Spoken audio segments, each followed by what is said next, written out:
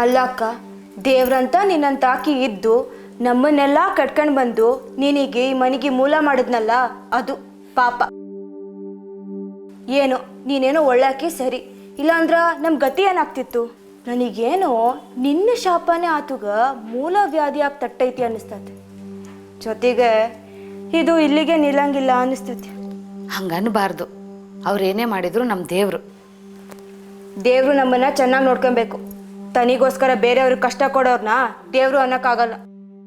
ಕರೆ ಹೇಳ್ದೆ ನೋಡಿ ಚೆಲ್ವಿ. ಪರಂಗಿ ಗಂಡಸ್ರಾಗ ಒಬ್ರಿಗೂ ಒಬ್ರಾಕಿ ಹೆಂಡ್ರಂತೆ, ಈ ಕುಡ್ಲಿಗೆ ಆಗಿರೋ ಎಡ್ವರ್ಡ್ಗೂ ಒಬ್ಬಾಕಿ ಅಂತಿ.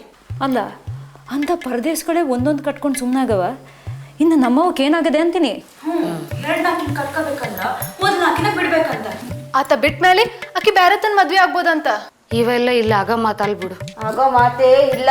ಸಿಕ್ಕದ್ ಸಿಗ್ಲಿ ಅಂತ ಬಾಯ್ ಬಿಟ್ಕೊಂಡು ಕುಂದಿರ್ತಾರ ಈ ಗಂಡಸ್ರು. ನಮ್ಮವ್ರು ಕಟ್ಕೊಂಡಿರೋದು ಅಷ್ಟೇ ಲೆಕ್ಕ ಐತಿ.